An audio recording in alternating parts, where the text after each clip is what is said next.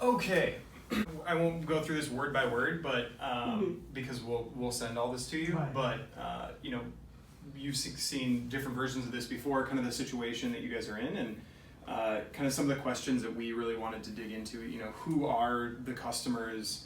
What are the ways that we can generate more demand? How do we effectively maintain? Those are really the focuses of what we wanted to do here.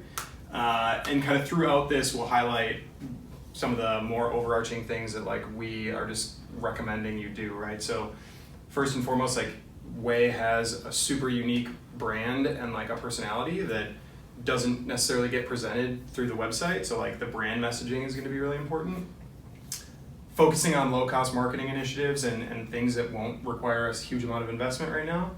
Leverage the CRM, no more notebooks, and improving the site experience. Oh, okay. Are you familiar with CRM? No. Oh, right. So CRM is just customer relationship management.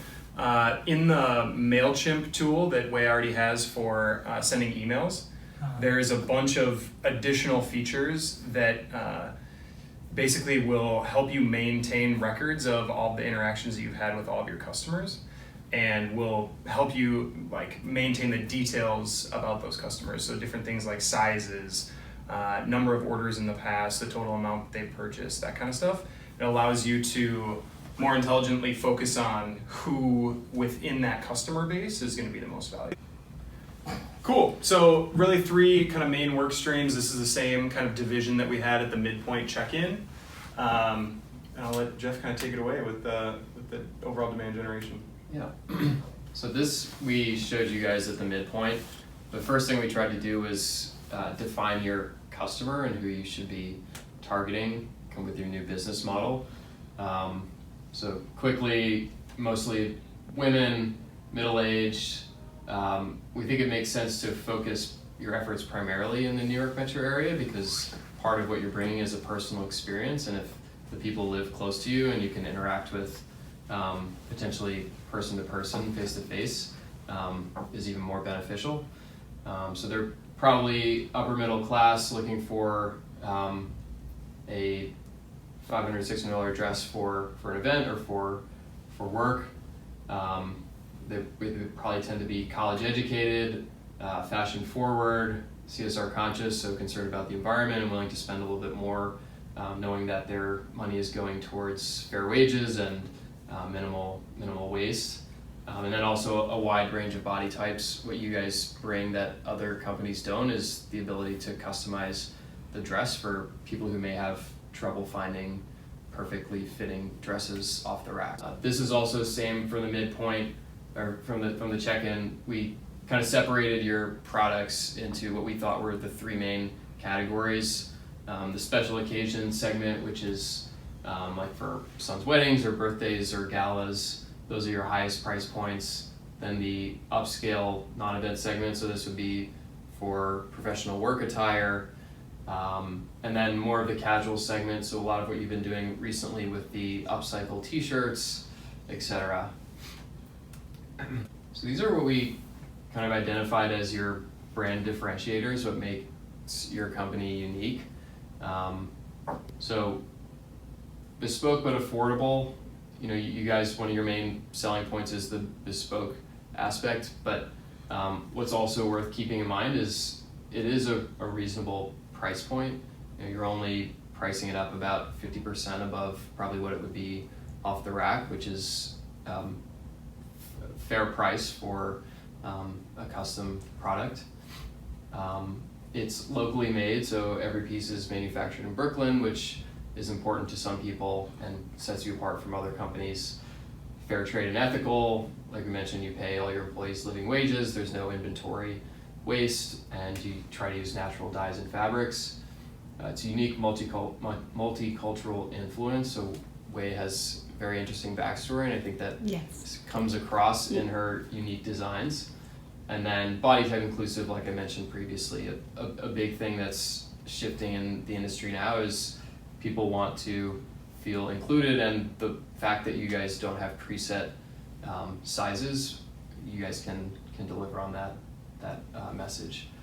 So a lot of these you already have in your brand now, and but I think what we want to do is try to make these front and center so that when the client goes to your website, these differentiators come across like at first glance. So then we wanted to focus a bit more on the pure marketing plan. So how can we bring more customers to your business? So we separated this between online and offline, and we separated it between what's a quick thing that you can do within the next 90 days, what's a little more time intensive, like a 6-month plan, and then maybe something you focus on further down the road in a year. Or all of these are kind of focused on stuff that's not all that, doesn't cost all that much, so these should be able to do on low budget, on a low budget plan. So within the 90 days for the online, we thought one of the main things you guys should focus on is getting on review websites. So I think you have a profile on Yelp, but I don't know if there's any reviews yet. So focusing, the reason we tried to emphasize this was because we were thinking of what's like the main barrier to a customer buying a dress from you. You know, it is a higher price point, so customers are maybe a little scared to make a first purchase if they don't know someone who's already purchased a dress from you. So by getting reviewed on Yelp and Google and Facebook, that kind of breaks down the barrier of trust. These new customers can see, all right, Way has had 50 customers previously, they've all rated her pretty highly, we know she produces a good product, so this would help get past the high price point barrier, which new customers may be experiencing. Within those review sites, I think it's one thing to like get the content from your customers and make sure that they're feeding that back, because I think that is what's really going to help you.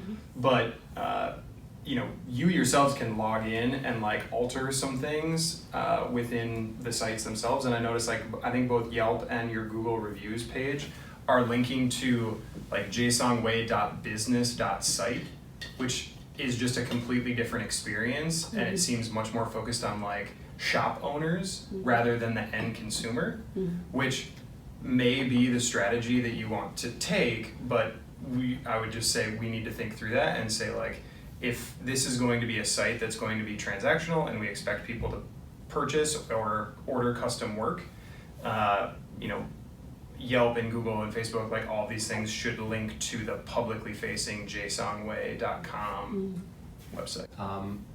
On a similar note, to try and break down the trust barrier, for the offline, we were thinking of trying to launch a referral program. So if you have very loyal customers, but we want to try and leverage that to allow them to do some of the marketing for you. So if you're able to launch a referral program where if a current customer brings in someone they know and that other person purchases something from you, maybe they each get, I don't know, $25, $50 off their next purchase, to try and get to build off of the loyal fan base that you have currently, to find new customers through their network, and they would be like a spokesperson for you. A little further down the road, for 6 months, we're thinking potentially sending like a monthly email to your current customers if you have their email addresses, and you can do things like put links to your social media profiles, your Yelp, Google, Facebook, encourage them if they haven't already to post reviews, send them any new designs that you've had over the last month to kind of keep them engaged and make sure that you're kind of top of mind.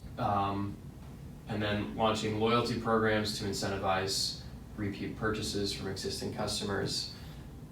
Pretty self-explanatory. And then a little further down the road, we were thinking for the offline community outreach, so trunk shows with wholesale partners, maybe engaging with local wedding planners or stylists, and then maybe testing the waters on some social media advertising. One of the good things about social media is it can be relatively inexpensive. You can set your own budget and test a couple different ads and see if you're able to get any bites off social media. And there's a lot of different social media companies to choose from. We would recommend focusing on Facebook and Pinterest. Facebook because it has an older demographic, so you'd be able to reach the customers who are anywhere from 40 to 60. And then Pinterest has a pretty strong cult following for people who are planning events, so targeting ads towards people who are maybe planning a wedding or who are planning a gala, something social like that. Occasions. Exactly, yeah.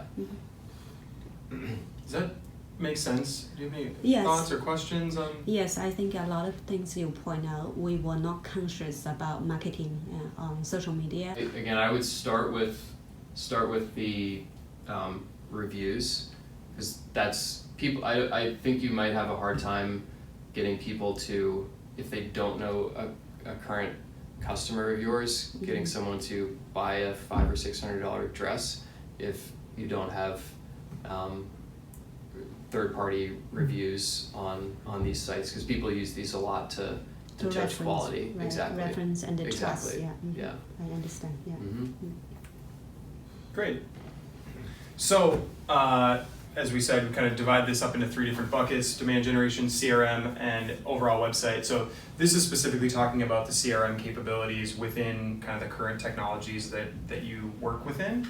And again, we really wanted to look at what is the tool that's going to help you manage all of these customer relationships, right? If we have referral programs or all these other things and people are coming in, like as great as Way has been on recording everyone's information and keeping track of it all, like the goal is to get to a point where you have too many customers to do that by hand. We wanted to look at a couple of different players in the space and make sure that you were in the right place. So we looked at a couple of different dimensions, right? Ease of use and price and things, and email integration and all these other like more advanced things. But the keys for you is really going to be that ease of use and the pricing.